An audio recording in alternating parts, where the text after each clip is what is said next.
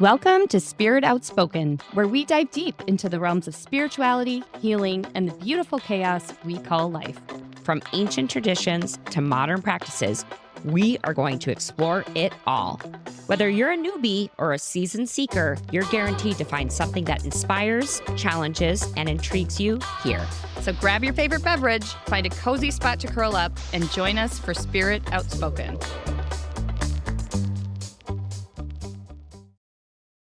What if you could see into the future? Precognition might sound like something out of science fiction, but what if it's closer to reality than we think? Today, we dive into the fascinating and mysterious world of the mind's untapped powers. Hello, and welcome to episode 21. Now, we have to take a moment and talk about why this is such a big deal. This is a big deal. Did we talk about this in episode 20? I don't if know. we did, I don't care. We're talking about it again. It's worth repeating. It's a big deal. So Déjà had done some research when we first started and found out that of people who start podcasts, Yes. 50% will quit by episode 12. Yes. And of the remaining 50%, only 10% will continue past episode 20 or make it to episode 20. Yes. So when we did episode 20 last week, we were like, We're still we standing. did it! We did it! So to look down on this piece of paper and see 21, I'm really proud of us. That feels like a big deal. Whoa. I know.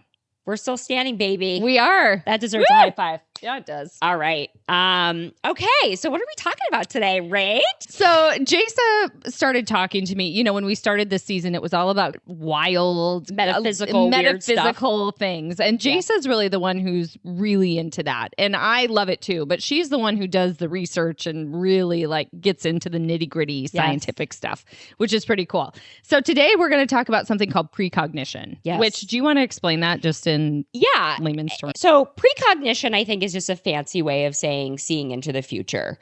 And I think like a lot of people think of like, I don't know, like weird crystal ball type stuff, right? Like I think that's the image people think is like, okay, I'm seeing an image. Kind of like spooky almost. Like seeing your future, palm reading type stuff. But they've actually done a lot of studies around this because it ties into consciousness and what our theories of consciousness are. So, it's yet another fascinating topic as we think about science and we think about spirituality and we think about the brain and what we're capable of. It's, again, another area that people are evaluating and they're studying and they're finding that it exists. Yeah. They can't explain it. It exists. It's been so fun this season to take a look at some of these things that a lot of times sound so out there and wacky. Yes. And then you start looking at the science behind it.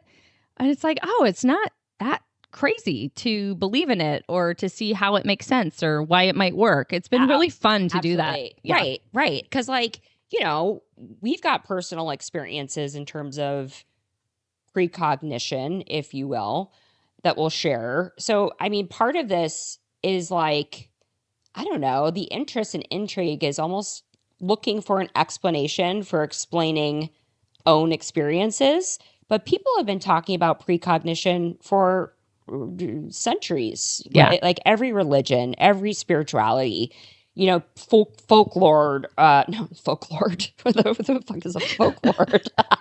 That folklore. But like, seriously, like people, you know, have been talking about this for...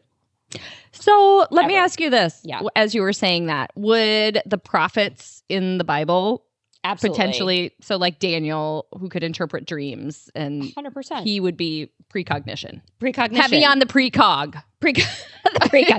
Absolutely. And like the whole book of Revelations. Yeah. Talking about Precognition. all of it. Like Okay. talking about the Messiah that was coming in the Old Testament, precognition. Anything that's intuiting or thinking about a future event. And like we can kind of chat about the plethora of different ways that you can receive that information. Like people receive information in different ways. And that's known as like the clairs, right? Like clairaudience, claircognition. And we should probably do a whole episode on that. But basically what that means is that some people receive their information from the future through different senses. Some of it just comes into like a very clear thought Some of it comes into like literal feeling in your body, right? Like some individuals are able to say like, okay, you may experience a problem with your right arm by literally feeling a pain that. in their right arm, right? So there's a ton of documented people just sharing their experiences. But what we're actually going to look into today are studies that they've done where they can actually measure a physiological response to stimuli before the stimuli is introduced. Yeah, that's crazy. And it's completely randomized, super strict controls, but it's proving that subconsciously we are able to pick up on information before we see it, which completely challenges the concept of time and space as we know it. Yeah. Right? So okay, now we're like, yeah, now we're in mind blowing. That whole there is no time and space, like nothing is real. That always gets me. Oh my gosh. Okay, so somebody like, not to get us off topic, but I feel like that's all I do around here. But basically, I was reading something about like aliens, right? And people like it's okay. If you guys aren't paying attention, aliens are here. By the way, like the U.S. government has had briefings that are very public of documented officials being like, I've encountered alien spacecraft, and I have seen with my own 2 eyes alien life forms. So like, do your own research. I'm not here to convince you. It's happening. But I was thinking about like, somebody said something to me. I think it was my brother-in-law. I was like, I was watching a documentary. It was like virtually impossible for aliens to travel here, just given how far and vast space is. And I was reading a recent article, and this was like in Popular Science. This isn't like a woo-woo type thing. And they're like, it's possible that they have figured out how to bend time and space so the point from point A to B is much shorter. Like think about if you take a piece of paper and you bend it in half, right? And you poke a hole in it, you can get there immediately versus travel the entire distance of the piece of paper. And you know, it sounds really out there, but they've even seen in like quantum physics and studies that they've been able to repeat that particles go back in time to change their form based on when the observer introduces themselves. So like it's to your point, right? Like for mainstream individuals thinking about predicting the future seems like this Twilight Zone, far-fetched ideas. But when you start to unpack the layers and you start to research, really not that it's crazy. Not. Yeah, it's not. That's so cool. So precognition can be big or small. Okay. And I think a lot of people experience this in their day-to-day life, but they would never consider it precognition because literally the image that they have in their mind is this, you know, the thing that we do in the media, the thing that we do in society is we like create a narrative around something and that's all it can be, right? Mm-hmm. So we're not talking about crystal balls here. We're talking about day-to-day intuition, day-to-day experiences that I would bet a lot of females experience because like females are super intuitive, but also like really big things that we could talk about as well. But I'm curious, like, have you ever had any type of precognition, big or small, in your life? Yeah. So we were talking about this earlier, and I think you've had a very different experience with precognition, which is cool. And we're going to get into that in a minute. Yeah. I think I experience it probably how the majority of people do. In that the latest example I was thinking about this was one of my best friends from childhood who I talk to, you know, every few months we catch up, but not like super regular all the time. Out of nowhere, she started coming to mind and I'd be driving and it was like, oh, gotta call Martha. Oh, Martha. Oh, Martha. Just those like, pings. Yeah, like constant for like close to a week. Right. And I'd get busy and I'd kind of forget. And it was always like the minute my mind kind of slowed down. Yep. Well, sure enough, we finally connect and I found out that her mom had pancreatic cancer. Oh, wow. And it was not a good diagnosis. And I was like, well, that makes sense why I was thinking about her for the last week. Yeah. So I feel like I've had that happen a lot. Like usually when I start thinking about someone a lot. Yes. And maybe someone I don't talk to necessarily every day, I always try to act on those because usually I find that there's a reason that they're coming to mind. Also, when I met Ryan, I remember after a while of dating him, it was like I could very clearly see myself getting married, having kids. Like, I don't know. It was almost like it was just easy for me to picture, almost like I had this sense of this is going to happen. Yeah. And like, based on kind of what we're learning about precognition, that could literally be your future life being presented to you. Yeah. Through some kind of strong knowing. Yeah.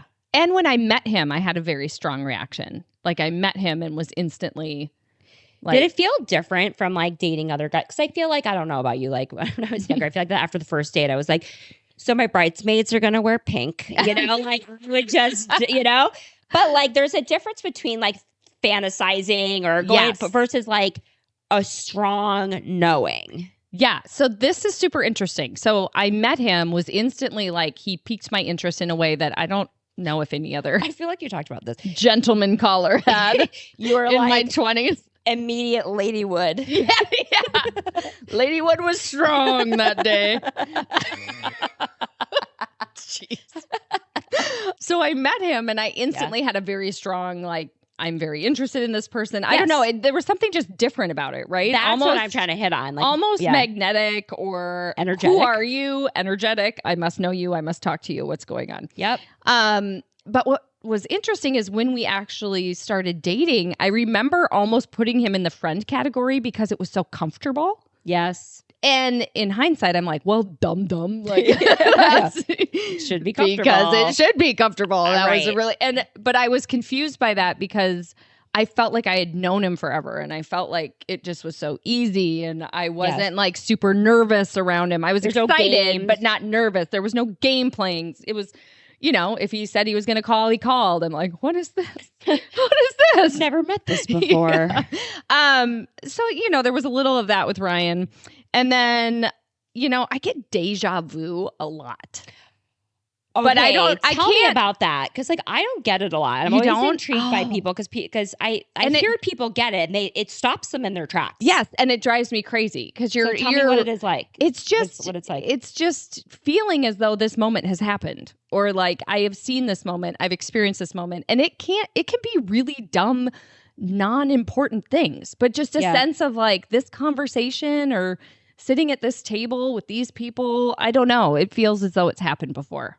And then it drives me crazy because I'm trying to rack my brain of, well, was there something similar that happened or did I, but I will get déjà vu a lot. Yes. I think that's really interesting because like, I don't know, I get other things, which I'll talk about, but my oldest son has started communicating about this kind of stuff with me. And he's like, it's really weird. I will be looking at my friends and 2 seconds before I'll be like, you're going to say this, you're going to say that, and you're going to say that.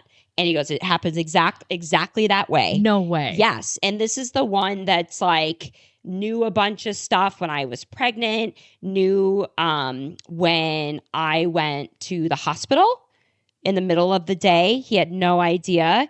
Got in the car and he said, is everything okay with the baby? I said, yeah. And he goes, why did you go to the hospital today? And I turned around and Charlie got in the car and I said, you told Gage I went? He goes, no. I was like, you didn't tell him we went to the hospital? Because I was surprised because he was so young. I was like, I was surprised he mentioned that so quickly at pickup. So like he definitely has something going on. Yeah. And that's more than, my déjà vu is more just like a vague feeling of this has happened before, nothing specific. Like that's very specific. Yeah. Like it's very like dialed in. And I wonder like, did you have some of this as a child? Because like some people say like it gets weaker as we become adults because our external, stimuli of job and college and phones and whatever like really dampens it. But when you're a child, you're so close to when you were with God that it's like way more heightened. I remember having a lot of sensation. I used to hear things like I would think I would. No, I'm not. I did too. I would constantly think I would hear people singing. Oh, for real? Like just kind of a. Were they like? Yes. Like angels, a choir of angels. No, I just would hear almost like I was hearing something, and then sometimes I would hear my name, and it would really freak me out. Like talked about this. No, but it's so. Yeah. So you got to tap into this because you have natural gifts. Like that's always been, and that's what I've realized. I've heard more and more people be like, well, what were your experiences as a child? Right. And a lot of times, like we go through life implicitly or explicitly kind of told like that's not what we do. Yeah. Or like, okay, based on my faith that I'm being raised in, that's not something that's accepted. Yeah. So you learn to kind of just move on, or it's just a natural thing that happens. Like I was saying before, you just kind of go on your life and you're more distanced from your time with God. Yeah. Right. So like that wanes. But man, I bet honestly, your Claire is probably Claire audience. Because if you heard stuff as a kid, maybe. Yeah. And then Ryan and I went to Savannah, Georgia. Yes. The most haunted city in the United States, by the way, which I learned after I visited there. I didn't know that. Yeah. So anyway, because I'm terrified of the creepy hotels, the creepy old ones, and I didn't want to creep myself out the whole time, we stayed in like a really nice modern condo right in the heart of town. Okay. And every night I was sleeping and had to shut my eyes so tight because there was such a strong sense of like, if I open my eyes, I'm going to see something I don't want to see. It was gosh, I have goosebumps I all felt over. like something was in the room. Not that it would hurt me, but just like presence, energy. It was something. And I came to find out, oh my God, after we had checked out, that the place that we were staying was built where they had bought and sold slaves in the quarter. I know. And it was so strong. Like I remember one night I was so terrified to get up and go to the bathroom in the middle of the night in that place. Like it was like an overpowering. How was Ryan? Oh, yeah. Just asleep, but totally oblivious. Yeah. And you're there just being like. Meanwhile, I'm having a panic attack. Holy water. It's so crazy though. Like. Yeah, and all those senses. So we do need to do an episode on the Claires. I know. That would be really fun. I think so. Like clear knowing, clear feeling, clear. Some people smell things, which is just wild. Had that too. I feel like I've had little snippets. I think you're clairvoyant too. Claire is seeing. Yeah. So you see, like colors and stuff, and I wonder if you could read auras. I don't know.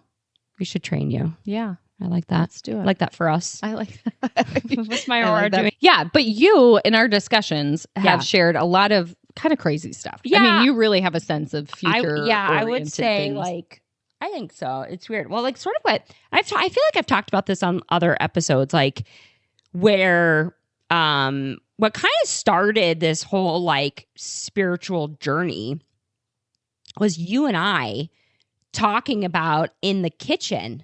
Like right behind us here, I remember being like, I am experiencing these weird things where I know things about other people and I not only know them, but I feel really compelled to tell them. And there's no logical reason for me to know this information. And it was consistently around friends and pregnancies. Mm-hmm. And I would like get this thought in my mind and it was like, oh, so-and-so is pregnant. Like you should text them. Yeah. And I was like, hey, and some of these people were like really close friends. And some people were people I hadn't talked to in 15, 20 years. Okay. Yeah. So like one of the situations was a close friend where it popped in my mind and she's like, no, this is like our 4th month trying. And she's somebody like you just look at her, she gets pregnant. So she was getting kind of frustrated. Yeah. And I said, I don't know. I just got like a really clear feeling that you're pregnant. And I get like a text, 2 weeks later or like 10 days later. And she was like, oh my God, my husband doesn't even know yet. But I feel like I had to tell you, like I just got a positive pregnancy test. And I was like, holy shit, no way. Yeah. And then like another really weird thing that happened was I like woke up and I had this like really clear, strong feeling that this girl that I hadn't spoken to in almost 20 years, I guess at this point it had probably been 15 years, was pregnant. And I didn't have her cell phone. Didn't have her cell phone because we hadn't talked in years. So I messaged her over Instagram and I was like, hey, so this is weird, but I just had this feeling that you're pregnant.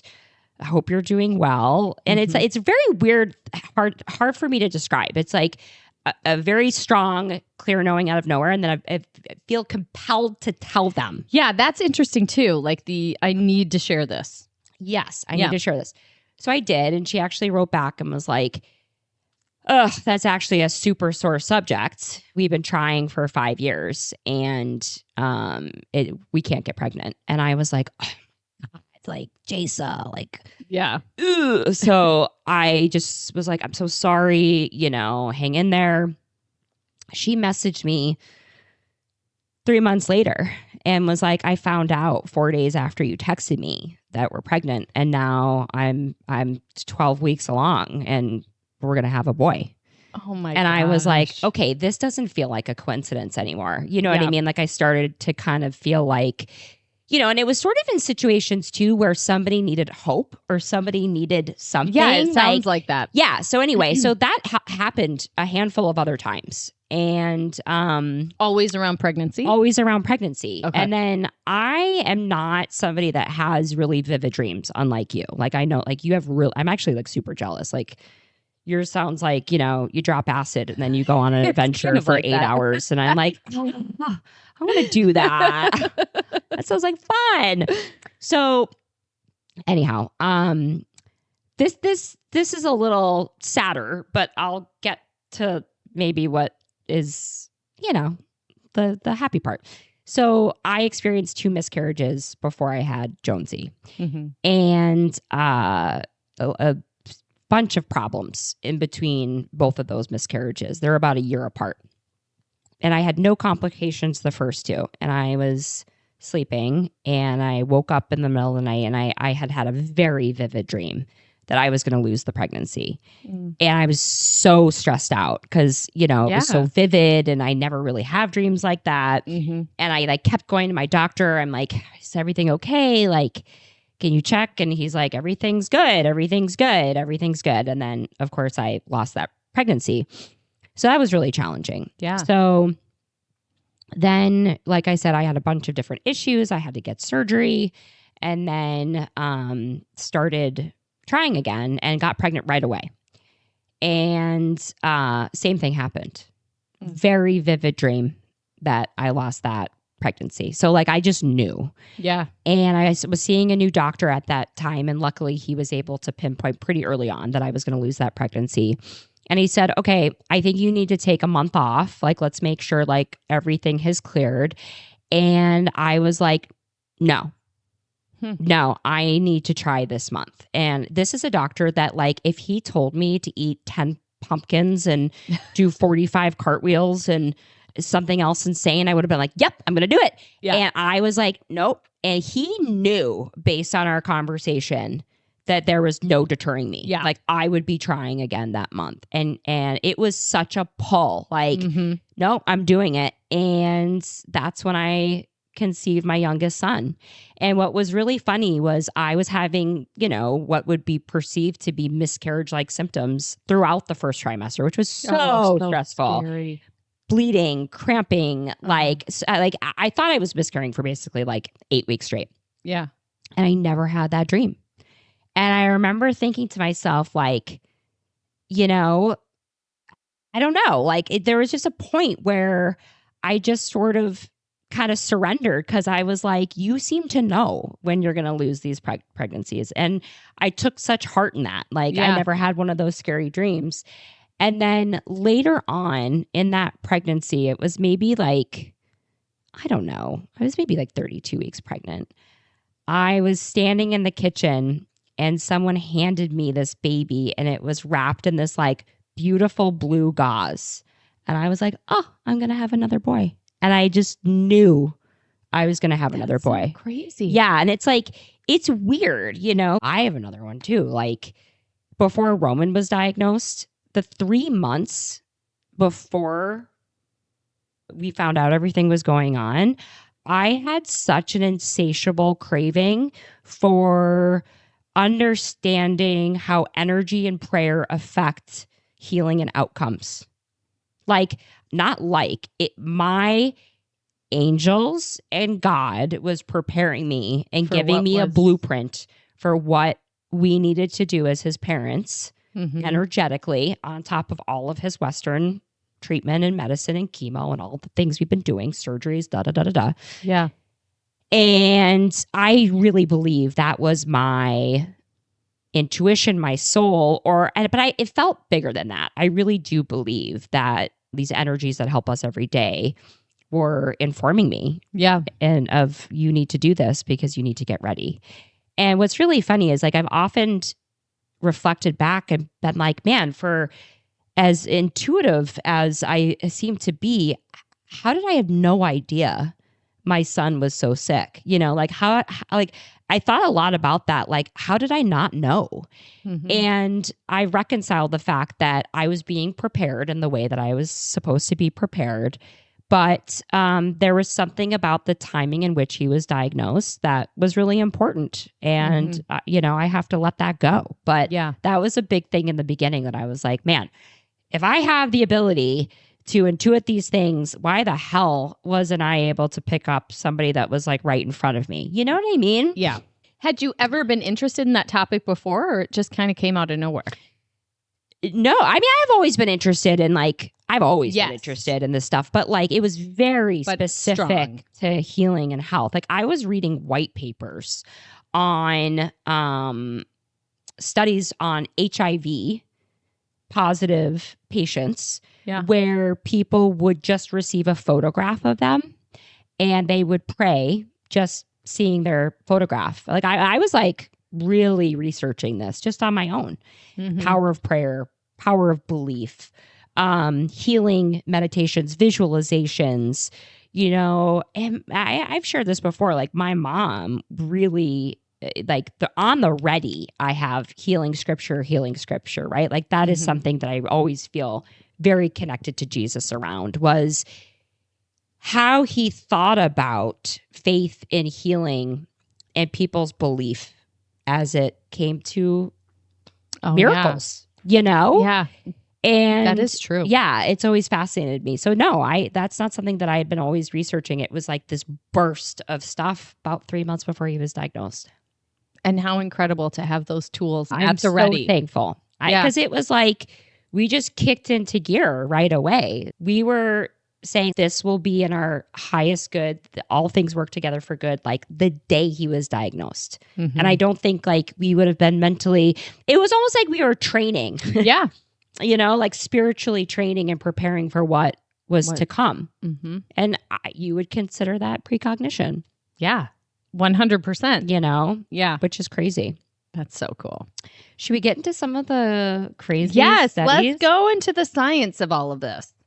And they've done many studies about this. Yeah. Okay. So basically in these different studies, what they do is they have completely randomized images. One bucket of the images will be highly stimulating, either creating a sense of fear, sadness, right? And like these images are sometimes very violent, right? It's very intended to be disturbing, to elicit a strong response.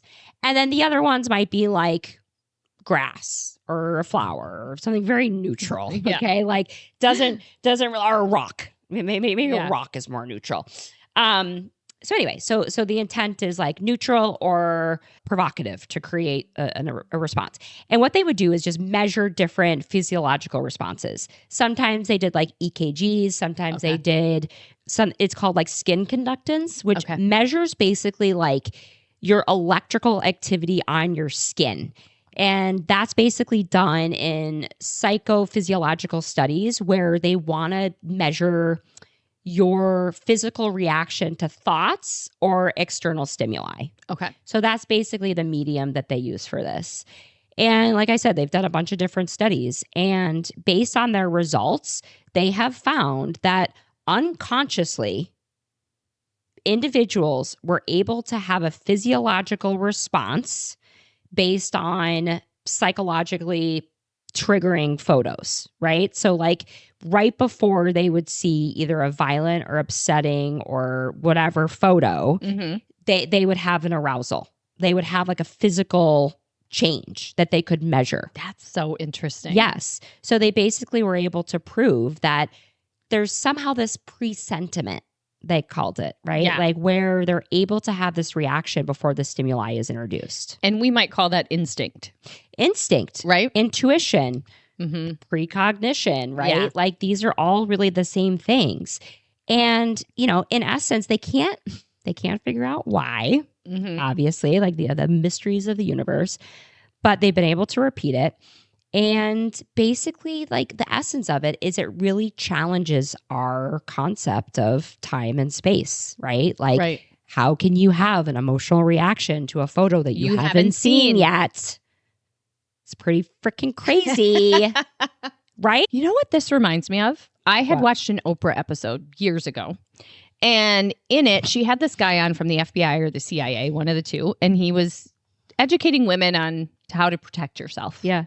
And the biggest thing he said was trust your instincts. Oh my gosh. He goes, every situation we see, every person will say they walked in the room and they could feel something shift in their stomach, or they just had like a response of, I don't want to be around this person. They creep me out. There's something off. And it just reminds me of this, of you have that sense. Yep. Call them Sixth sense. instincts, call them whatever. And yeah, like they can be a good warning for us for when potential threats arrive. And that's such a good point. I think people think about this more when it comes to negative stimuli. Yes. Everybody, I would say every single person I know, if I ask them, have you ever had a feeling like that something was going to go wrong, or you were about to be in danger, or there was somebody that you knew that you needed to avoid at that party or whatever? Guarantee. Yeah. Every female would say yes.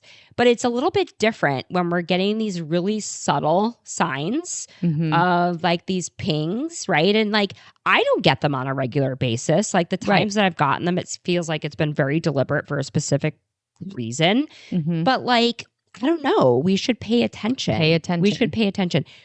So if one were to play around with this, what would we do? Our resident coach? Well, let's just step into my little health coaching booth here. We're going to talk about something. What's in your booth of truth? Truth booth. Step into the truth booth. So if this concept kind of intrigues you, or you want to kind of work this muscle, right? How do I start increasing the precognition in my own life? There's some things that you can do at home and different practices. And this is actually what our little resource guide is going to be this week. Oh, yeah. The guides are back, baby. The guides are back. We're going to talk about how can we do this at home, and how can we slowly start to potentially build this within ourselves. So, of course, the first one, which is probably no surprise, is mindfulness and meditation. Okay. And so just quieting the mind, doing a guided meditation, but getting your mind calm, right? Because when our mind is calm, we become open and able to get these kind of spiritual downloads, or downloads from our higher self, from God, from angels, from the universe, whatever. So quieting the mind is a really big part of that. And meditation, of course, can help tremendously with that. I feel like that's the number one thing that people should do. Everyone should do it. Because everybody has abilities. Yes. Every single person has abilities.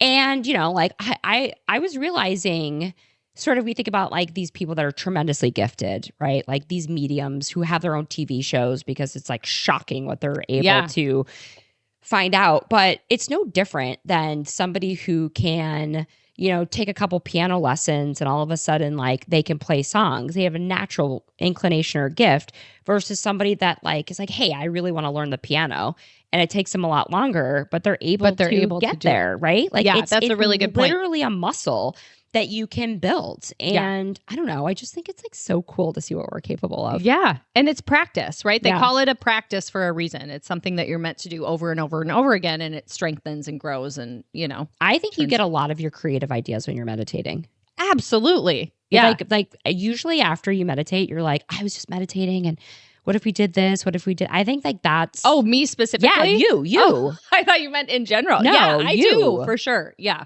That's what I've noticed the most. Like, and I think sometimes I do, but for me, it's sometimes just like laying in bed before I fall asleep. But it's the same concept. It's like your mind you're quieting is your very mind. quiet. Yep, you're still. Those brain waves are changing, right? Yeah, meditation. Yeah.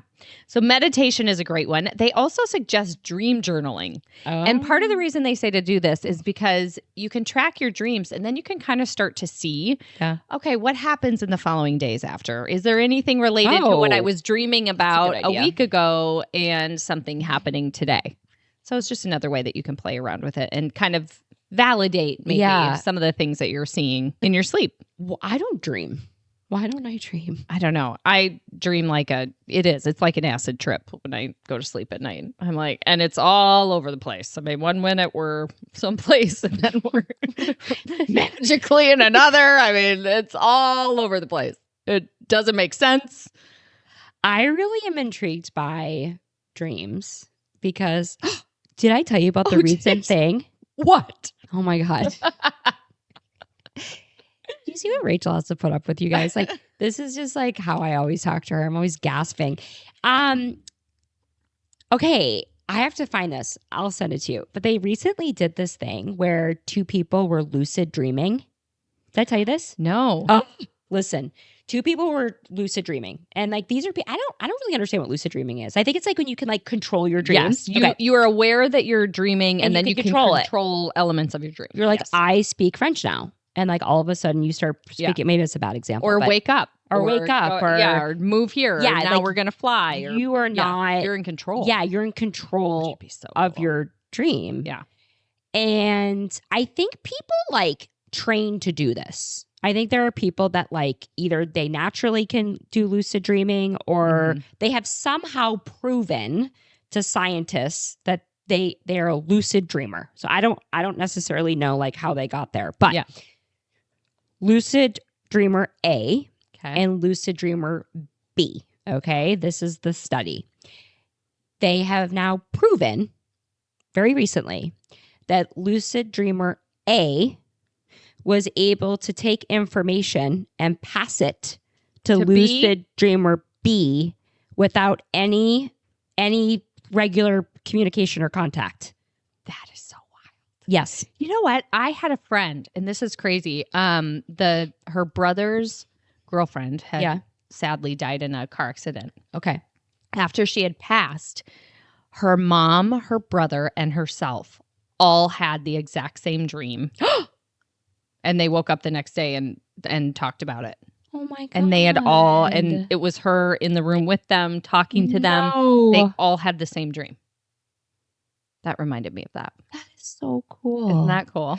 Yeah. They also suggest just practicing your intuitive exercises. And this was kind of fun the other night. We had like a deck of cards at our house. And I don't know how we started doing this, but somebody would lift it up and try to guess like which either color, number, like just guess what card it is, whatever. Fun. So kind of doing those things, like they gave the example of, try to guess who's calling you before you look at your phone, or try to, somehow start incorporating a little bit of these things into your day to day, which can be kind of fun and playful. That is fun. But you might find also that as you're practicing this, you start to strengthen it and you actually start to tap into being able to, recognize some of these things before they happen. Did this. Yeah, in our photo shoot. Yeah. Oh my gosh. So the photographer was like, okay, she was trying to take candids, but she couldn't use any of them because we were laughing hysterically. So that was sort of a wash. But she was like, okay, look at each other and try to guess a fruit on 3. And she was like, 1, 2, 3. And we got the first one wrong, second one wrong. And then the third one, we were like, both like, kiwi. We should try that once. Like, kind of doing an exercise where, I think of a shape and like send it to you and see if you can like write it down. I don't know. It's kind of cool. We started doing this. So we play, the game Guess Who? Yes. So my husband is very intuitive. He's like you, where he like knows, and he will sit down, and it drives the girls crazy because he'll just like sit there and kind of calm himself. And then he's just like, is it Ted? And they're like... So many times, you guys. We had one day where he got, 3 out of the 4. On the first, like, he would just look at all 30 things and just pick the one that felt like, it was crazy. Oh my gosh. So that's how we started, wild. Like, doing some of these. That's precognition. Yeah. So we started doing it with Guess Who cards first. And then we kind of like, every once in a while now, we'll pick up other decks or things. And that is wild. Guess. But yeah, he's very tapped into that too. And I remember when we were dating too, like him just being very intuitive. Yeah, he's got the clear knowing thing too. I think Yeah. that's how he gets his information, right? Like he's like, I just know. And in business, it serves him very well. He's very, he was the one that was like, you two should start a podcast. Yeah. Thanks, Ryan. And I was like, you seem to know things, so we'll do I'll it. listen. Whatever you say. So another one is visualization techniques. And this just taps into the subconscious. So when you can help, it kind of helps you to see potential outcomes. So you just spend a few minutes every day visualizing future events as vividly as possible. And if you've ever heard of manifesting, this is kind of the idea too, right? So you focus on details, what you see, hear, feel, and observe if any unexpected impressions arise. Interesting. Yeah. I like that. Mind-body practices like yoga, Tai Chi, breathwork are all really good for this. And then just tracking your hits and misses. Okay. Right? Yeah. Of how many times did you have a thought and then it actually happened? Yes. I wonder how much of this, like, and I'm curious now because like real-time curiosity, this isn't, I'm not like leading the witness or anything. We were talking intention on the last 2 episodes. Like, I wonder if before bed, if you're like, I'm intending to have a dream tonight about something that will happen. Like, I wonder, I'm going to try it. Yeah. I'm going to try it and see what happens. It also leads the question, if you're visualizing, right? Like they suggest where you're seeing it, feeling it, whatever. Yeah. Does that serve as intention and actually bring it to fruition and reality? Oh, well, now we're in this like circle of life where it's like the chicken or the egg. All right, you guys, thanks so much for joining us today. As we mentioned, if you're interested in heightening your own precognition, make sure to go to our website, spiritoutspoken.com. The resource this week is going to list a whole bunch of different ways that you can practice this on your own. As always, if you find this helpful, please leave a review, rate us, follow us on social, and share it with a friend. We'll see you next week. See you next week. Thanks for joining us for today's episode. If you're ready to take your spirituality to the next level, be sure to check out our website, spiritoutspoken.com. There you can download free educational resources, read our latest blog posts, and join the Spirit Outspoken community. And don't forget to follow us on Instagram and TikTok at Spirit Outspoken to stay up to date on news, happenings, shenanigans, and all things Spirit Outspoken.